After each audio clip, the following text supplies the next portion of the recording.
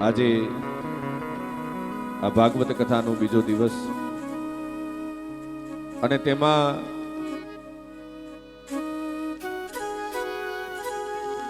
ભગવાનની કૃપાથી આજે તો વાતાવરણ પણ ચોખ્ખું થઈ ગયું છે. ઠાકરની કૃપા. બાકી વાતાવરણ આ વર્ષમાં બગડ્યું બહુ. આ ચોમાસું જાતું નથી.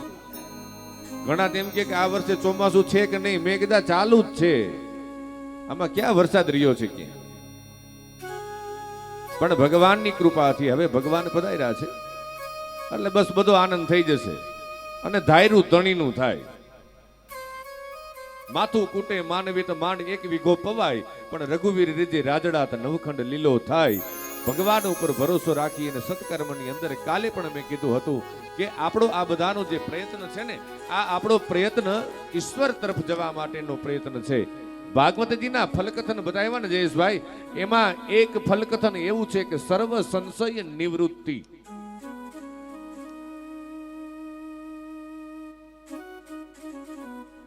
માણસ જે પોતાના મનની અંદર જે જે સંશયો લઈ અને ફરતો હોય ને, તમામ પ્રકારના સંશયોનો નાશ કરે ભાગવતજી.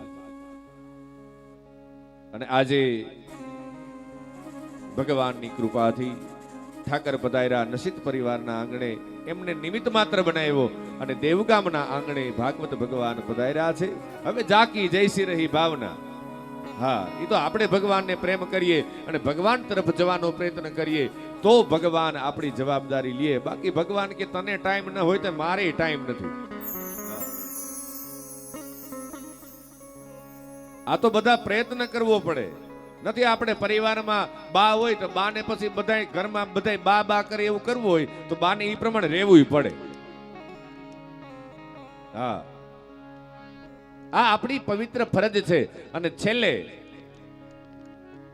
આ જગતની અંદર જે જે મને અને તમને મળ્યું છે, અને આપણે જે આપણા કર્મને આધીન આપણો બીજો જન્મ થયો છે, પરમાત્માએ માણસ બનાવ્યા, પણ ખરેખર સાચી વાત તો એ છે કે માણસ બનાય છે સંસ્કારથી. એક ભાઈ છે ને અલ્પેશભાઈ, એ હિંડોળા ખાટ ઉપર બેઠા હતા અને એમાં હિચકતા હતા. એટલે એમાં એક માણસ આવ્યો અને એને પાણીની તરસ બહુ લાગી હતી. એટલે આવનાર વ્યક્તિએ શેઠજીને કીધું, મોટી હવેલી અને પાર્કિંગ વાળું મકાન, મોટો બંગલો, અને એમાં એ શેઠજી હિચકે છે. એટલે આવનાર વ્યક્તિએ કીધું કે શેઠ બાપા, મને પાણીની તરસ બહુ લાગી છે, પાણી આપો ને. એટલે શેઠજીએ આમ ચારે બાજુ જોયું અને વળી પાછા મીંડા હિચકવા. આવનાર વ્યક્તિએ કીધું કે શેઠજી, હું તમને કહું છું, મને પાણીની બહુ તરસ લાગી છે, પાણી આપો ને. શેઠજી આમ ચારે બાજુ જોયું, વળી પાછા મીંડા હિચકવા. પછી પાછા પેલા વ્યક્તિએ કીધું, શેઠજી હું તમને કહું છું, મને પાણીની બહુ તરસ લાગી છે, મને પાણી આપો ને. ત્યારે શેઠે ચારે બાજુ જોઈને ખાલી એટલું બોલ્યા કે ઘરમાં કોઈ માણસ નથી. ત્યારે આવનાર વ્યક્તિએ કીધું કે શેઠ બાપા, તમે થોડીક વાર માટે માણસ બની ગયા હોત તો. સમજાય છે? આ સદગુરુના વાક્ય અને શાસ્ત્રનું વચન અમારે હરિદ્વારની અંદર તો રામસુખદાસજી ઋષિકેશની અંદર એમાં રામસુખદાસજી મહારાજ તો એ જ કહે છે કે છેલ્લે તો શાસ્ત્રનું જ પ્રમાણ લેવું પડે. અહીંયા બેસીને હું એમ ના કહી શકું કે મારા મત પ્રમાણે, આપણું કઈ હોય જ નહીં. વ્યાસો ઉચ્છિષ્ટ. અહીંયા તો શાસ્ત્રની ચર્ચા છે. શાસ્ત્રની અંદર જે કીધું છે ને એની વાત કરવાની.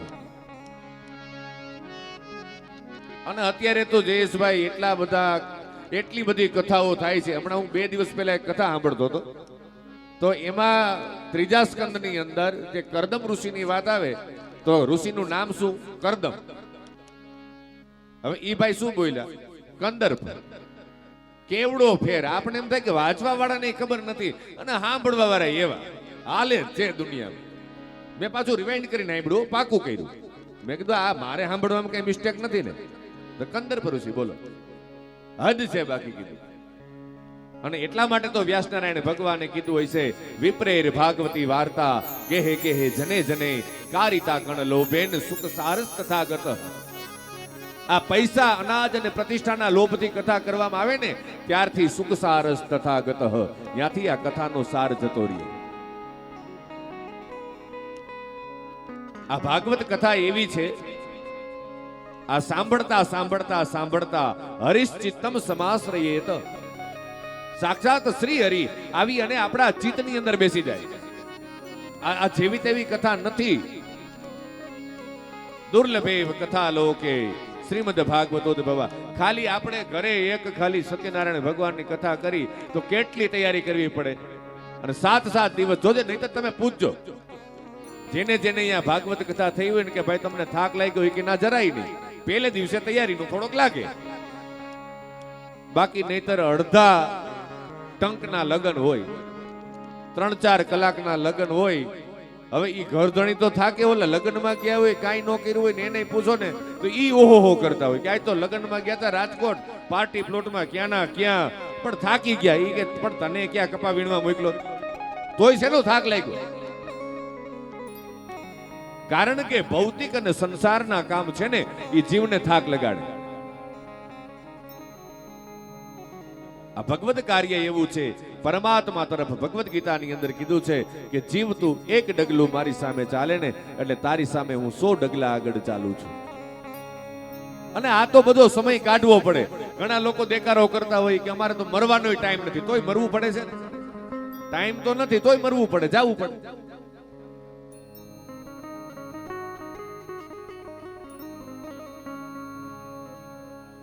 અંગમ કલિતમ પલિતમ મુંડમ દસન વિહીનમ જાતમ તુંડમ વૃદ્ધો યાતિ ગૃહિત્વા દંડમ તદપિ ન મુંચતિ આસા પિંડમ. જગતગુરુ શંકરાચાર્ય ભગવાન એ નીકળ્યા અને ગંગાજીની કિનારે એક માણસ છે, એ વ્યાકરણની ચર્ચા કરે છે, બોલે છે. ડુમકૃમ કરણે પ્રાપ્તે સન્નિહિતે નહીં મરણમ નહીં નહીં રક્ષતુ ડુમકૃમ કરણે.